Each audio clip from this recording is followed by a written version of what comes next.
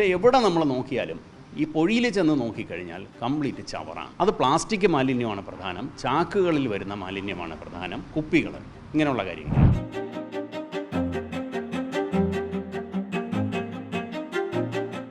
അല്ല, അതിന് വേറെ ജോലിയില്ലാത്ത എത്രയോ ചെറുപ്പക്കാരുണ്ട്. അവർക്കൊരു ഫോണിൽ വീഡിയോ എടുത്ത് അയച്ചു കഴിഞ്ഞാൽ ഡെയിലി പൈസ ഉണ്ടാക്കാവുന്നൊരു സംവിധാനമാണത്. ഇത് മനുഷ്യനിടുന്ന ചവറ്, അത് ഇതിനകത്ത് അടഞ്ഞ് നമുക്കുണ്ടാക്കുന്ന ദുരിതമാണ്. ഇതൊരു സാമൂഹ്യ വിരുദ്ധരാണ്. അതിനകത്ത് കിടക്കുന്നത് ഒന്ന് മാട്രസ്, കിടക്ക പഴയത്, ചാക്കിൽ കെട്ടിയ മാലിന്യം. അപ്പോൾ ഇങ്ങനെയുള്ളത് വാഹനങ്ങളിൽ വരെ കൊണ്ടുവന്ന് ഇതിനകത്ത് ഉപേക്ഷിക്കുന്നു. അപ്പോൾ ഇവരെ പിടിക്കാൻ വേണ്ടി കഴിഞ്ഞ കോർപ്പറേഷൻ ഏർപ്പെടുത്തിയിരുന്ന ഒരു സ്ക്വാഡ്, അയാൾ ഫോട്ടോ എടുക്കാൻ പോയി, പാവത്തിനെ ഇടിച്ച് പരുവാക്കി, ആശുപത്രിയിലായി. കോർപ്പറേഷൻ്റെ സ്റ്റാഫാണ്.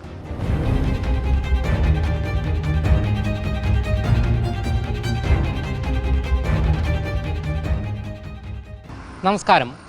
തിരുവനന്തപുരം നഗരത്തിൽ ഇക്കഴിഞ്ഞ ആഴ്ച 1 മണിക്കൂർ നീണ്ട മഴയ്ക്കൊടുവിലാണ് നഗരത്തിൻ്റെ മധ്യഭാഗമായ തമ്പാനൂരും അതുകൂടാതെ കിഴക്കേക്കോട്ടയിലും വലിയ രീതിയിലുള്ള വെള്ളക്കെട്ട് അനുഭവപ്പെട്ടത്. 1 മണിക്കൂറിലധികം മാത്രമാണ് തുടർച്ചയായി മഴ പെയ്തത്. ഇതിനെ തുടർന്നായിരുന്നു വലിയ രീതിയിൽ വെള്ളക്കെട്ട് അനുഭവപ്പെട്ടത്. ഇതിന് പിന്നാലെ ജനങ്ങൾ ഉൾപ്പെടെ ചോദിച്ചത് ഞങ്ങൾ ഇതിലൂടെ നീന്തി പോകണോ എന്നുള്ളതാണ്. എന്തായാലും ഇക്കഴിഞ്ഞ ദിവസം രാത്രി ഉൾപ്പെടെ ദീർഘനേരം നീണ്ടുനിന്ന മഴയായിരുന്നു പെയ്തത്. മഴ എന്ന് പറഞ്ഞാൽ ശക്തമായ മഴ. ഇന്ന് പുലർച്ചെ ഉൾപ്പെടെ ശക്തമായ മഴയാണ് അനുഭവപ്പെട്ടത്. എന്നിട്ടും തമ്പാനൂരും കിഴക്കേക്കോട്ടയും ഉൾപ്പെടെയുള്ള സ്ഥലങ്ങളിൽ വെള്ളക്കെട്ട് അനുഭവപ്പെട്ടില്ല. എന്ത് അത്ഭുതമാണ് സംഭവിച്ചത് എന്നുള്ള ചോദ്യമാണ് ഇപ്പോൾ ഉയർന്നു വരുന്നത്. എന്തായാലും ഇക്കഴിഞ്ഞ ആഴ്ച വെള്ളക്കെട്ട് അനുഭവപ്പെട്ട പ്രദേശങ്ങളിൽ നമ്മൾ ഇന്ന് സന്ദർശിച്ചപ്പോൾ എവിടെയും വെള്ളക്കെട്ട് അനുഭവപ്പെട്ടിട്ടില്ല. അതായത് ഇന്നലെ രാത്രി ഉൾപ്പെടെ പെയ്ത മഴയിൽ വെള്ളക്കെട്ട് എവിടെയും അനുഭവപ്പെട്ടില്ല. നമ്മൾ ആമയിഴഞ്ചാൻ തോട്ടിൽ ഉൾപ്പെടെ പോയി നോക്കിയിരുന്നു. അതായത് ആമയിഴഞ്ചാൻ തോടിൻ്റെ കഴിഞ്ഞ ആഴ്ചത്തെ അവസ്ഥ എന്ന് പറയുന്നത് മാലിന്യ കൂമ്പാരമായിരുന്നു ഉണ്ടായിരുന്നത്. ആ മാലിന്യങ്ങളെല്ലാം തന്നെ നിലവിൽ ഒലിച്ച് പോയ അവസ്ഥയിലാണ് ഉള്ളത്. വെള്ളം സുഗമമായി ഒഴുകുന്ന കാഴ്ചയാണ് നമുക്ക് കാണുവാൻ സാധിച്ചത്. അതായത് വെള്ളത്തിന് മുകളിലായി പ്ലാസ്റ്റിക് മാലിന്യങ്ങളൊന്നും തന്നെ കെട്ടിക്കിടക്കുന്നതായി നമുക്ക് കാണുവാൻ സാധിച്ചില്ല. അതേസമയം തന്നെ തമ്പാനൂരിലുള്ള ആമയിഴഞ്ചാൻ തോടിൻ്റെ ഭാഗം, അതായത് ശുചീകരണ തൊഴിലാളി ജോയ് മുങ്ങി മരിച്ച ആ ഒരു സ്ഥലത്ത് നിലവിൽ ഇപ്പോഴും മാലിന്യം കെട്ടിക്കിടക്കുന്ന സാഹചര്യമാണ് നമുക്ക് കാണുവാൻ സാധിച്ചത്. ഇവിടെ പ്രധാനമായി നേരത്തെ പറഞ്ഞതുപോലെ ഉയർന്നു വരുന്ന ചോദ്യം, കഴിഞ്ഞ ആഴ്ച പെയ്ത മഴയിൽ പൊടുന്നനെ തലസ്ഥാനം വെള്ളക്കെട്ടിലാകുന്നു, അല്ലെങ്കിൽ വെള്ളത്തിലാകുന്നു. എന്നാൽ മണിക്കൂറുകളധികം നീണ്ട മഴ ഇന്നലെ പെയ്തിട്ടും എന്തുകൊണ്ട് വെള്ളക്കെട്ട് അനുഭവപ്പെട്ടില്ല എന്നുള്ള ചോദ്യമാണ്. ഈ ചോദ്യത്തിനുള്ള ഉത്തരം ഇപ്പോൾ മറുനാടനൊപ്പം പങ്കുവയ്ക്കുകയാണ് ശ്രീ കസ്തൂരി അനിരുദ്ധൻ. സാർ നമസ്കാരം. സാർ, കഴിഞ്ഞ ആഴ്ചയും തലസ്ഥാനത്ത് മഴ പെയ്തിരുന്നു. അപ്പോൾ കിഴക്കേക്കോട്ടയിൽ ഉൾപ്പെടെ വലിയ വെള്ളക്കെട്ടാണ് അനുഭവപ്പെട്ടത്. പക്ഷേ ഇന്നലെ അതിനേക്കാൾ ഇരട്ടി മഴയാണ് പെയ്തത്. എന്നാൽ വെള്ളക്കെട്ട് ഒന്നും തന്നെ അനുഭവപ്പെട്ടില്ല. എന്താണ് സാറിൻ്റെ നിരീക്ഷണത്തിൽ എന്താണ് സംഭവിക്കുന്നത്, എന്ത് അത്ഭുതമാണ് സംഭവിച്ചത് എന്നുള്ള ചോദ്യമാണ് ആദ്യം. ഇതിൽ പ്രത്യേകിച്ച് രാഷ്ട്രീയമോ ജാതിയോ മതമോ ഒന്നുമില്ല. മഴ പെയ്യും. മഴ പെയ്താൽ തിരുവനന്തപുരം പട്ടണം അന്ന് ടൗൺ പ്ലാനിങ് ചെയ്ത സമയത്ത്, നൂറ്റാണ്ടുകൾക്ക് മുമ്പ് ചെയ്തതാണ്, ഈ പട്ടണത്തിൻ്റെ ആ ഒരു ഭൂപ്രകൃതി അനുസരിച്ച് ഉയരമുള്ള സ്ഥലങ്ങളും താഴ്ന്ന പ്രദേശങ്ങളും ആയിട്ട് നമ്മൾ ഒരു സിറ്റി ഓൺ 7 ഹിൽസ് എന്ന് വേണമെങ്കിൽ പറയാം. അപ്പോൾ ഇതിൻ്റെ താഴ്ന്ന പ്രദേശങ്ങളെ കണക്ട് ചെയ്തുകൊണ്ട് അന്ന് തന്നെ ഈ ഡ്രെയിനിങ് ഫെസിലിറ്റി നമ്മുടെ പട്ടണത്തിലുണ്ട്. പ്രധാനമായിട്ട് 2 പൊഴികളാണുള്ളത്. ഒന്ന് വേളിപ്പൊഴി, ആമയിഴഞ്ചാൻ തോട് എന്ന് പറയുന്നത് ആക്കുളം കായലിൽ ചെന്ന് വേളി കായലിലെത്തി വേളി പൊഴി വഴി കടലിലേക്ക് പോകും. രണ്ടാമതുള്ളത് പൂവാർ ഭാഗത്തുള്ള പൊഴി. അപ്പോൾ ഈ 2 പൊഴികളും വഴിയാണ് നമ്മുടെ പട്ടണത്തിലെ ഈ വരുന്ന എക്സസ് ആയിട്ടുള്ള റെയിൻ വാട്ടർ അത് കടലിലേക്ക് ഒഴുകിപ്പോകുന്ന സംവിധാനം. ഇതുമായിട്ട് കണക്ട് ചെയ്താണ് പ്രധാനപ്പെട്ട എല്ലാ ഓടകളും കനാലുകളും എല്ലാം നിർമ്മിച്ചിരിക്കുന്നത്. ഇതല്ലാതെ നമ്മുടെ നാട്ടിൽ നിർമ്മിച്ച ഒരു സംഗതിയാണ് അന്ന് ഇൻലാൻഡ് വാട്ടർ ട്രാൻസ്പോർട്ട്, ഉൾനാടൻ ജലഗതാഗതം, അതിനുവേണ്ടി ചെയ്തിരുന്ന പാർവതി പുത്തനാർ. അത് നമ്മളെ വേളി സൈഡിൽ പോയി കഴിഞ്ഞാൽ അറിയാം. അവിടെ നീളത്തിന് ഇത് വരും. ഇത് മുട്ടത്തറ ആ ഭാഗം വഴി ഇത് ലിങ്ക് ചെയ്യുന്നത് നമ്മുടെ പരശുരാമസ്വാമി ക്ഷേത്രത്തിൻ്റെ അതുമായിട്ടൊക്കെ ബന്ധപ്പെട്ട് അവിടെയുള്ള ഇത്, അതായത് അടുത്ത പൊഴിക്ക് മുമ്പുള്ള ആ സ്ഥലത്താണ്. അപ്പോൾ അതൊരു മാൻമെയ്ഡ് കനാലാണ്. അപ്പോൾ ആ കനാലിലുള്ള വെള്ളവും ശരിക്കും അതിനകത്തേക്ക് വെള്ളം നിറയ്ക്കണമല്ലോ, മാൻമെയ്ഡ് കനാൽ. അപ്പോൾ അതും നിറച്ചിരുന്നത് നമ്മുടെ കരമനയാറ്റിലെ വെള്ളം, അത് ഇവിടെ വരും. പരശുരാമസ്വാമി ക്ഷേത്രത്തിൻ്റെ ആ പരിസരത്തുള്ള ബലിക്കടവ് ആ ഭാഗത്ത് വരും. അവിടെ നിന്ന് അത് പൊഴിയിലേക്ക് പോകുന്നു, പൂവാർ ഭാഗത്തേക്ക് പോകുന്നു. പക്ഷേ എവിടെ നമ്മൾ നോക്കിയാലും ഈ പൊഴിയിൽ ചെന്ന് നോക്കിക്കഴിഞ്ഞാൽ കംപ്ലീറ്റ് ചവറാണ്. അത് പ്ലാസ്റ്റിക് മാലിന്യമാണ് പ്രധാനം, ചാക്കുകളിൽ വരുന്ന മാലിന്യമാണ് പ്രധാനം, കുപ്പികൾ, ഇങ്ങനെയുള്ള കാര്യങ്ങളാണ്. വളരെയധികം നമ്മൾ ആ സിറ്റിയിൽ ചർച്ച ചെയ്ത ഒരു വിഷയമാണ്, കേരളത്തിലാകെ ചർച്ച ചെയ്ത വിഷയമാണ്. റെയിൽവേ 2 പേരെ അവിടെ ഈ ചവറ് നീക്കം ചെയ്യാൻ വേണ്ടി ഏർപ്പെടുത്തിയതിൽ ഒരാൾ ഈ റോഡിനടിയിലുള്ള സ്ലാബിനടിയിലുള്ള ചവറുകൾ നീക്കിക്കൊണ്ടിരുന്ന സമയത്ത് പെട്ടെന്ന് വെള്ളം ഒഴുകി വന്ന് മറ്റ് ചവറുകൾ വന്ന് അടിഞ്ഞിട്ട് ഇയാൾക്ക് അവിടെ നിന്ന് രക്ഷപ്പെടാൻ വയ്യാതായി അവിടെ കിടന്ന് മരിച്ചുപോയി. വലിയ ചർച്ചയായി. അതോടുകൂടി ആ ചർച്ചയെല്ലാം ആസ് യൂഷ്വൽ കെട്ടടങ്ങി, ആർക്കും ഒരു പ്രശ്നമില്ല ഇപ്പോൾ. അപ്പോൾ ഇപ്പം നടന്നത് കൃത്യം ഇടവപ്പാതി, ഇടവം 14 തിരുവനന്തപുരം പട്ടണത്തിൽ മഴ പെയ്തു. അപ്പോൾ അതിനു മുമ്പേ തന്നെ ഒരു 2 ആഴ്ച മുമ്പേ ഒരു വിധത്തിൽ വലിയ വലിയ കനാലുകളിലെ ഒരു മാലിന്യ നിർമ്മാർജ്ജനം ഒരു 10 ദിവസത്തിന് മുമ്പ് കോർപ്പറേഷൻ ചെയ്തിരുന്നു. അത് ഹിറ്റാച്ചി അങ്ങനെയുള്ള സംവിധാനങ്ങൾ വെച്ച് ചെയ്തു. എന്തൊക്കെ ചെയ്താലും ശരി, എൻ്റെ ഒബ്സർവേഷൻ കഴിഞ്ഞ ഒരു 10 വർഷത്തോളം ഞാനിത് നിരീക്ഷിക്കുകയാണ്.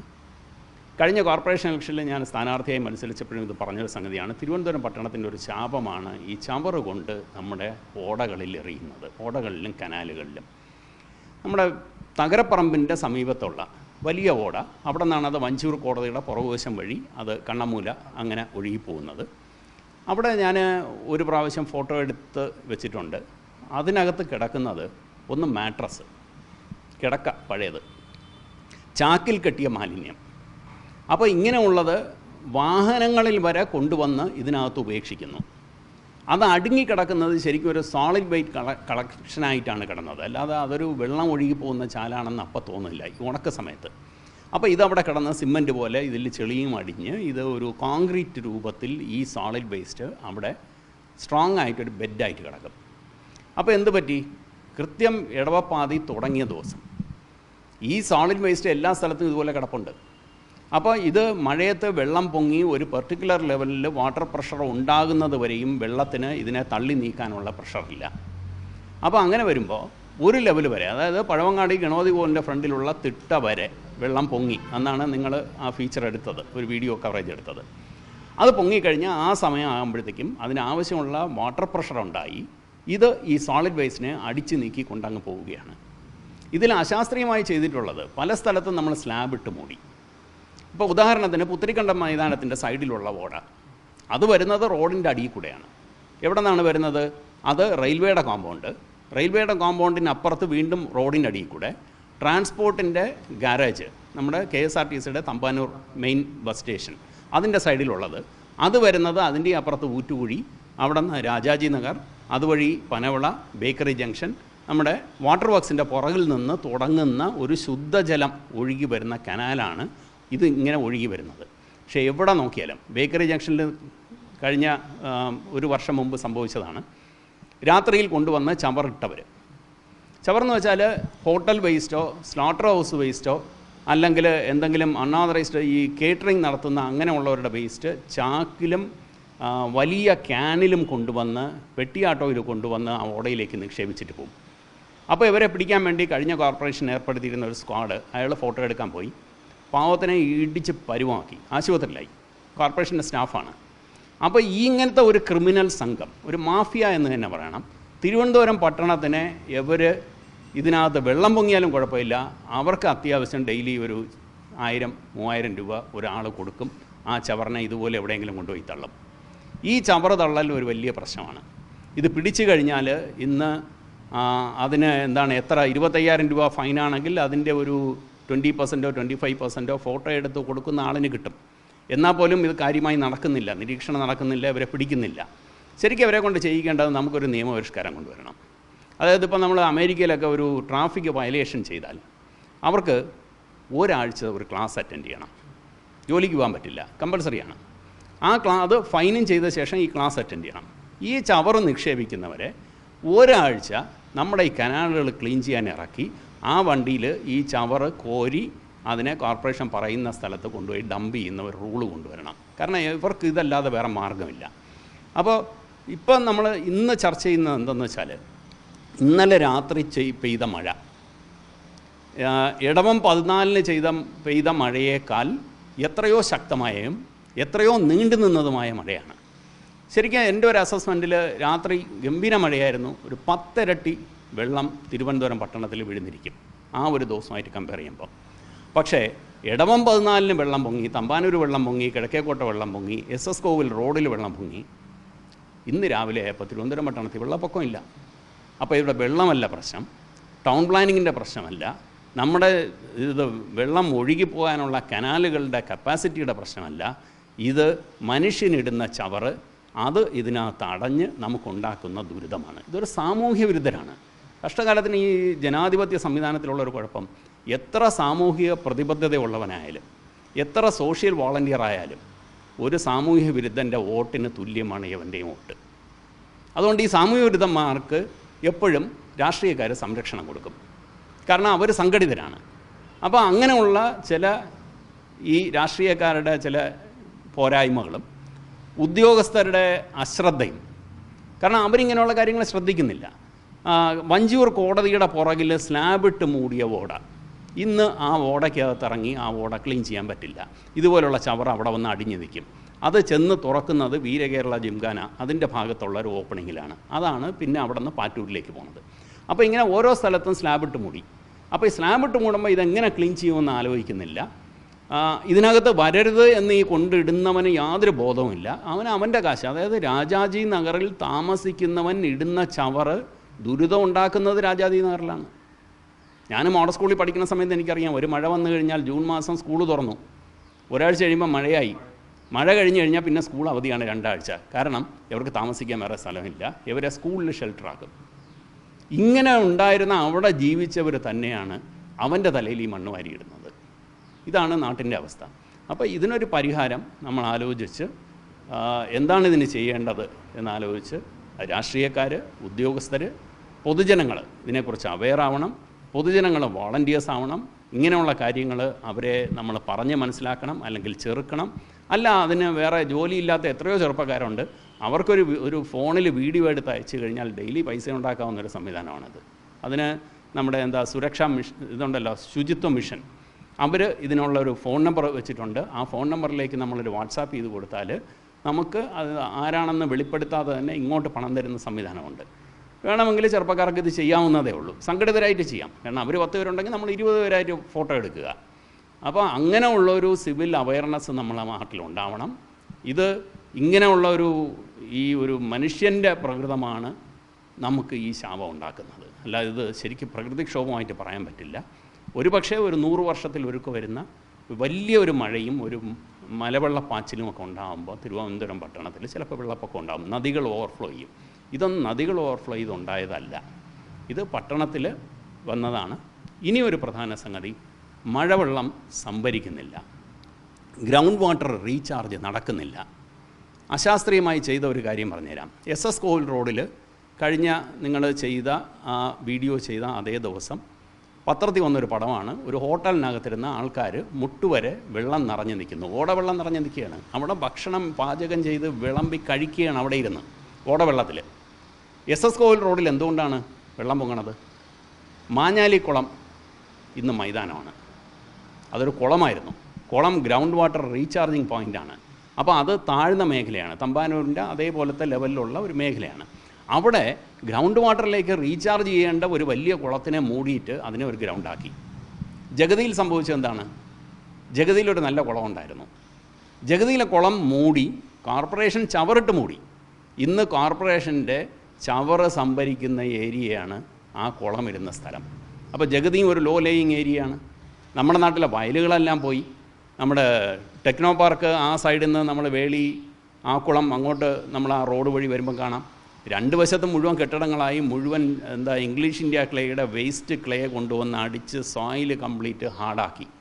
അത് മുഴുവൻ നഗരത്തിൻ്റെ സ്പോഞ്ച് മേഖലയായിരുന്നു. ഈ വെള്ളക്കെട്ട് വരാതെ ഇതിനെ ഗ്രൗണ്ടിലേക്ക് അബ്സോർബ് ചെയ്യുന്ന ഏരിയയായിരുന്നു.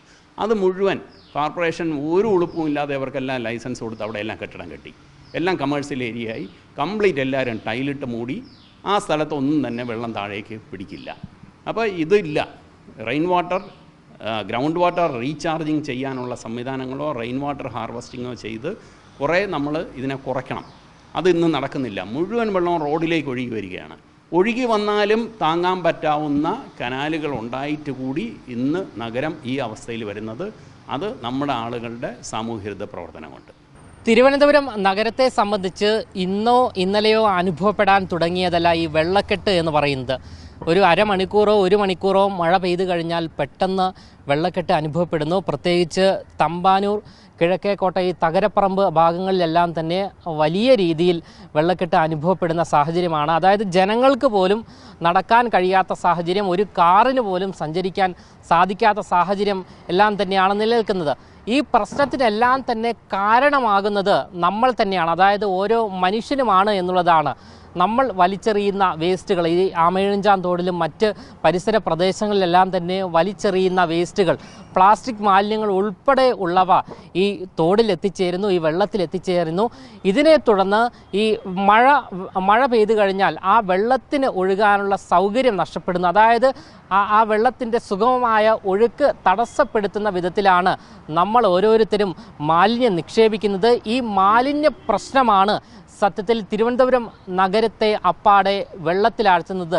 അതുകൊണ്ട് നഗരത്തിൽ താമസിക്കുന്നവരും ഇവിടെ കച്ചവടം നടത്തുന്നവരും വ്യവസായികളും എല്ലാവരും തന്നെ ശ്രദ്ധിക്കേണ്ട ഒരു കാര്യമാണ് അലക്ഷ്യമായി ഇത്തരത്തിൽ മാലിന്യങ്ങൾ വലിച്ചെറിയാതെ ഇരിക്കുക എന്നുള്ളത്.